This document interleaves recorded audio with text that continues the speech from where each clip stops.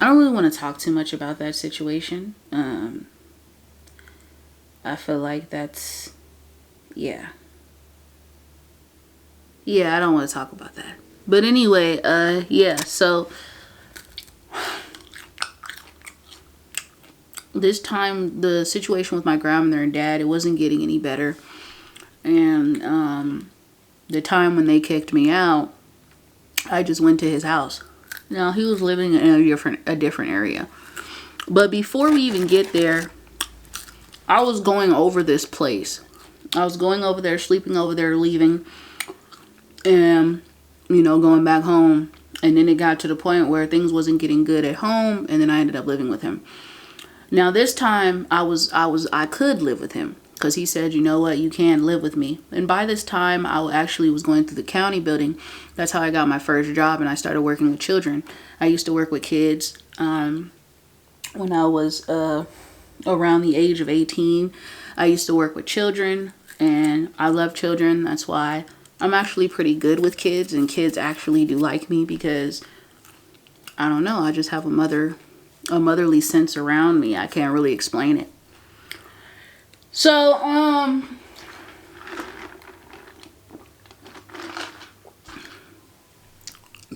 anyway, so I was living with him, and then I started to see this girl that came around.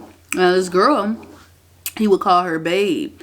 Now, to me personally, I didn't really think nothing of it at that point, but then something started to kick in, and I told myself, something ain't right.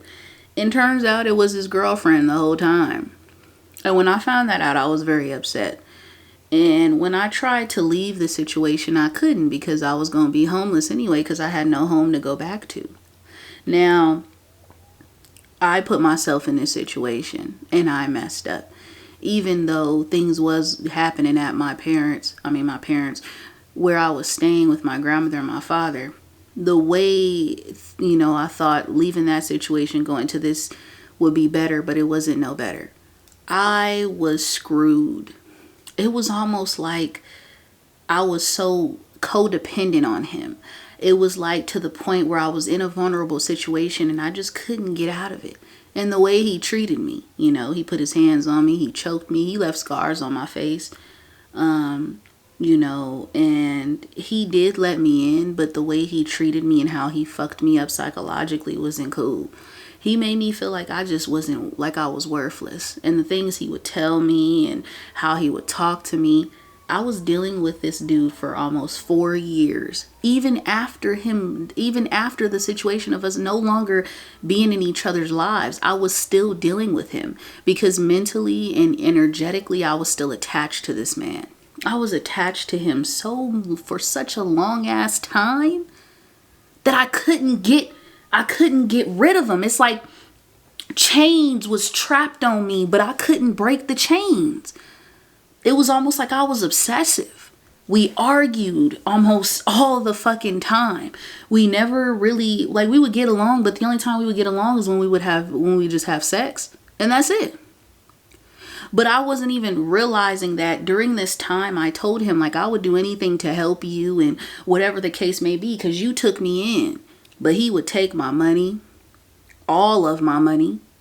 I paid to get his mouth fixed because he had a root canal. And then if you look that up, look at how much that costs. I'll wait.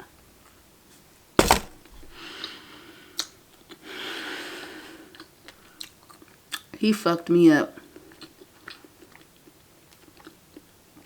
And he even told me.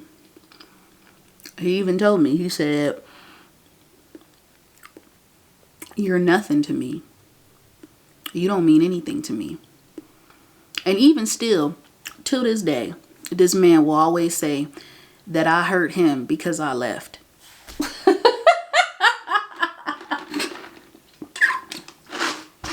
I hurt him because I left. No, I had common sense. Not even common sense. I had the common decency. Even when I wasn't even loving myself, I still was able to remove myself out of that situation. He had a girlfriend the whole time, and I still stayed. And I don't know what the hell was wrong with me. But I was really that low to just stay with a man who really didn't give a damn about me. And the only thing that made it even worse was, yes, we would have good times. Yes, there would be good days, but he was still trying to talk to other women. And this was his way of trying to tell me he wanted a polygamous relationship. But in all actuality, that man wanted a whole open relationship. An open relationship and a polygamous relationship are two different things. If you're going to be in a polygamous relationship with somebody, that person should already know that you're polygamous, and they can't feel no type of way about that situation. Because polygamy is not based off of just having sex with individuals. Polygamy is like one person can love you another way that the other person may not be able to love you in that way. You know what I'm saying? And I feel like it's more deeper than that. It's more of a, you guys creating. It's easier when it comes to finance, because not only do you have just to struggle with two people, not saying that two people can't do it, but yes, you can. But polygamy, just read about it, shit.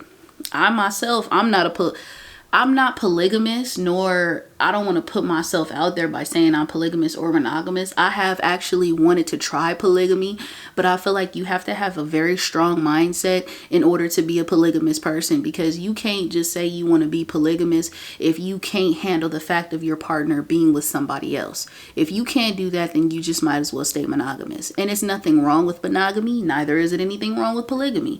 But I say if you do want to try that, then just know that you cannot get jealous. Don't get jealous. You can't get jealous. So anyway, going on. So he apparently, it was more so of him trying to break the news to his girlfriend. He kept telling me over and over he was gonna break up with this woman. He never broke up with this woman, y'all. Ooh, look at that fat one. It's kind of fat if you think about it. He never broke up with that woman. He never broke up with her at all. Because he was lying to me. And I feel like, and one day he told me, I tell her the truth, I tell you lies. And I think she already knew about the situation. She had to. Because there's no way she couldn't have.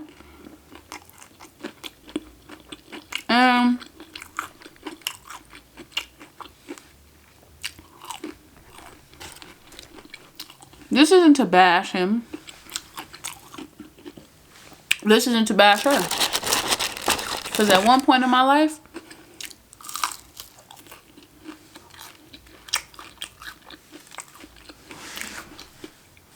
I admired both of them. Because they were there for me in a time when I had nobody. And I felt alone. They was the only family I had. So I chose to just accept their relationship, and whatever we did behind closed doors was behind closed doors.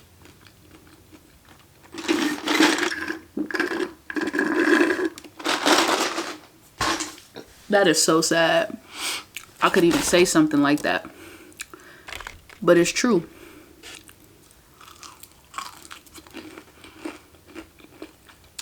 I just told him, because it was more so like, before me finding out about the situation,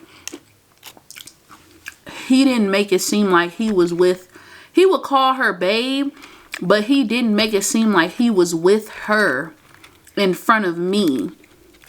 It was more so of the moment of me saying that I accepted it. That's when I was so fucking hurt. And I chose to just go with it. I would never put myself through a situation like that again. And for anyone who's ever gone through anything similar to that, please know that you are loved and you are worth so much more than that. Because I couldn't forgive myself for putting myself through that situation. It took me a long time.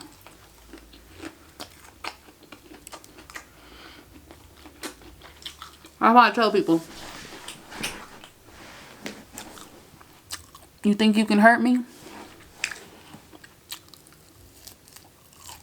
can't hurt me.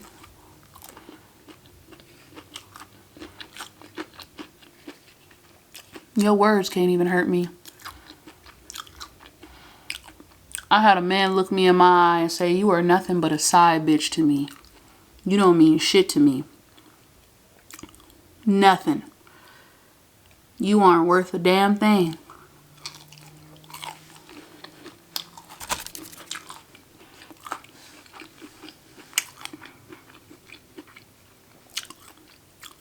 I should have fucked your friend.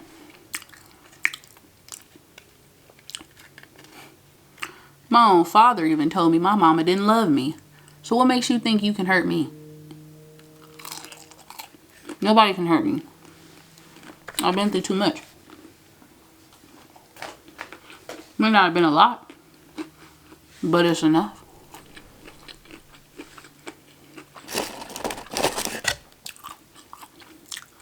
Words are meaningless at this point. You gotta do better than that. You gotta do better than that. You ain't shit, Alize. Facts. I don't need you, Alize. Facts.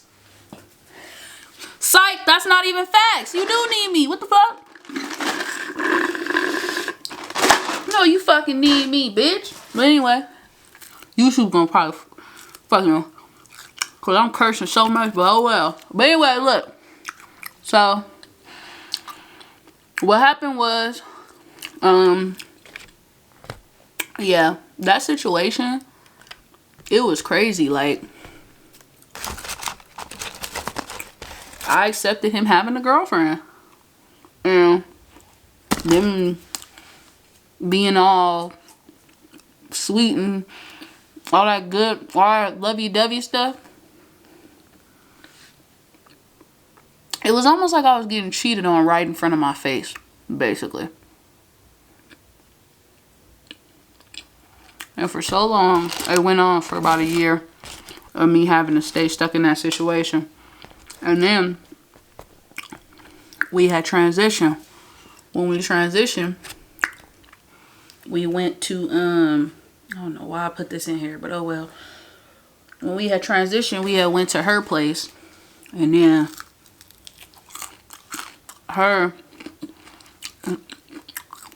he had gotten into a fight with her dad, because her dad was trying to put his hands on her.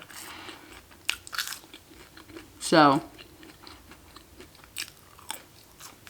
that's when my ex, he fought her dad. They found out we was staying there. We got kicked out. We left. Went to his grandmother's house. Stayed there. I got kicked out because I got in trouble. Because his grandmother said, I actually was washing my hair in the sink. Well, I didn't wash my hair in the sink, but I was rinsing. And I just got some water and put it on my hair. But I didn't put my head in the sink. And so then when she seen that, she was upset. Which was wrong. Now I can understand because that wasn't right. So when he came out, he started to curse me out. Talk to me like I was just another hoe on the street. So I left. He kicked me out. I left. I talked to my uncle. I remember this was at the time when I was going to go homeless. And my uncle told me that my dad wanted me to come back, but I said no. And I tried to work it out with him. And he said, I'm sorry, Alize, but I can't. You're on your own. And that was it. And I became homeless, and homeless for a bit, not too long, because I ended up staying with my grandma next door. And one of my friends, I told him what happened, and she had told me that she had a homeboy that had a place somewhere in Bellflower. I searched for that place. The place was non-existent. It took for one guy to actually see me and say, you're too intelligent to be out here on the streets. I said, okay. I remember, y'all, I was so cold. I was so cold. That's why I really don't like the cold. It reminds me of when I was homeless. I was walking up and down Bellflower. I remember I seen this two couple. My phone was on like at least, I want to say, was it 13? I want to say like 10 or 9%. My phone was dying. 3% actually, 3%. And I said, do you guys have an outlet so I could charge my phone? They said no. And I remember when the guy, this random dude, had came up to me, and the two couple came outside because they was like, you know, because they knew like I had nowhere to go, so they was just looking, and I was looking for the place and had the address, and he said, they set you up. And the girl, my friend, she didn't know because she thought her homeboy was, you know, but that wasn't the case.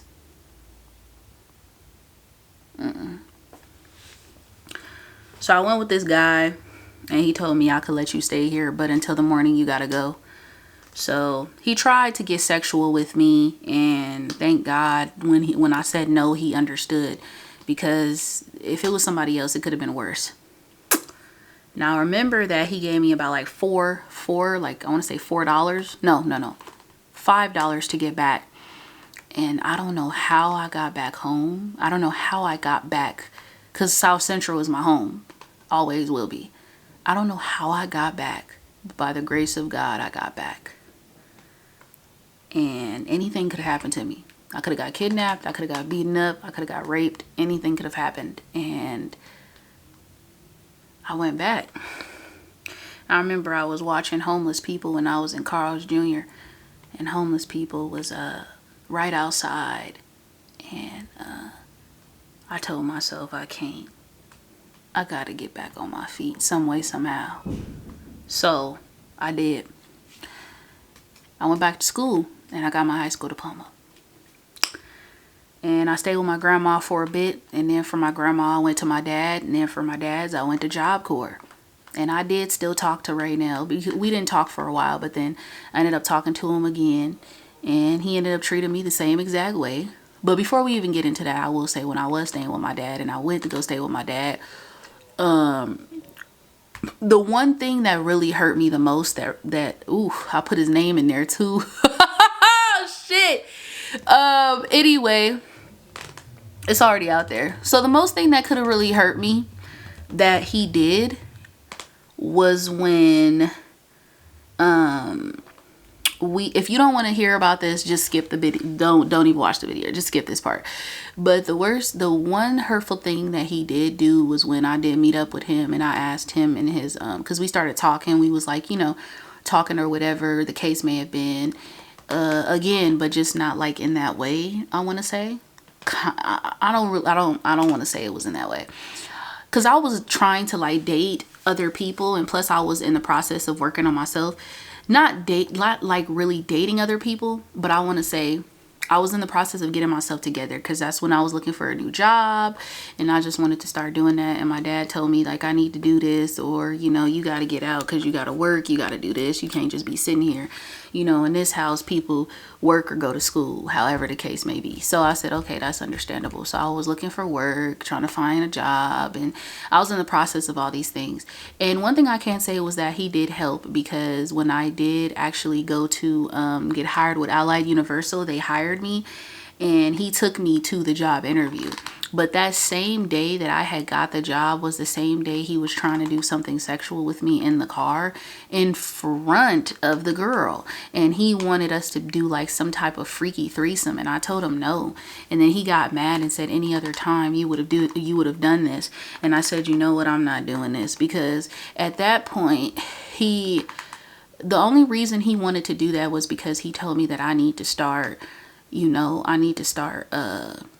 doing more for myself, meaning like you need to start, you know, like effing for money, you know, having sex for money and stuff like that. And he wanted all three of us to do like a threesome and then put it on Pornhub and all this other stuff. And I was just like, what? Like, that's not the type of person I am.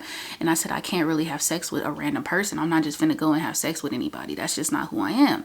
So, because in the process of this happening, I had met up with this other guy, but he liked me, but he wanted to have sex and I didn't want to have sex with him. And I wasn't that type of person to just have sex with somebody on the spot. And so he had dropped me off too, and we never talked again, but he had dropped me off. And, I remember when, after that, that's when, my ex, he had brought up the situation. He was like, oh, well, why couldn't you just have sex with him for money and this, that, and the third? Because I guess they needed gas, or they needed some type of money, because I had to put, you know how when it's like an eye for eye type thing. So yeah. And basically, I guess I just didn't have, I don't know if I had the gas money at that time, or I just didn't have enough, or whatever the case may have been. But yeah, he tried to do that. I said no. And I remember him dropping me off at the place that he used to stay at years ago. And he ended up kicking me out, and, you know, kicking me out the car and saying, oh, you could just walk home. Like, he didn't even take me back or nothing. So it was more so of situations dealing with him, you know, making me feel like insecure about myself, making me feel like I wasn't good enough, getting mad at me. Like, even when he went to jail for fighting his girlfriend's cousin or whatever, he went to jail for that. And I told him that I had, cause they needed about, I don't know how much, probably like $60 more or something like that for his bail or something. And they needed something to add on to it, and I had spent it because I had to go do something for myself. And she was telling me how I was selfish, and he was cursing me out, saying my own girlfriend, well, she was there for me, so F you, Alize, you don't mean nothing to me, you haven't done anything for me. And remind you, I did a lot for him. I did. I mean, just because a person can move you into their place and whatnot, okay, you gave me a place to stay. Yeah, you did. But at the same time, the way you treated me and made me feel, you know, like even after, like in that scene, Baby Boy, like I know y'all watched that. I'm pretty sure y'all seen that, where he slapped the heck out of Yvette. And then next thing you know, it was something like that. When he had choked me, and then he just thought that to apologize was to just try to have sex with me. And I was so uncomfortable after that. And so, yeah. That's what happened. And then I knew that over time of me going to Job Corps, we wasn't going to talk no more. I cut him off. I hit him up sometimes, like in the past. I haven't hit him up then, far as like if I needed help with something or something. But he would always want to have sexual intercourse with me. He always made me feel like I was just low. And he always thought that he could try to get in my head, but that wasn't the case.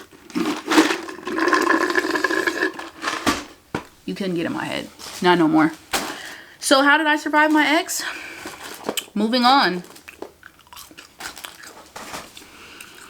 with my life. And going to get therapy. Because me feeling the way I was feeling, I thought I wasn't good enough. And that's why in my relationships, I would attract the type of people who didn't care about me. Because I didn't care about myself. So, I hope y'all enjoyed this video. Like, comment, subscribe, and share. If you want, you don't have to. Alright, peace.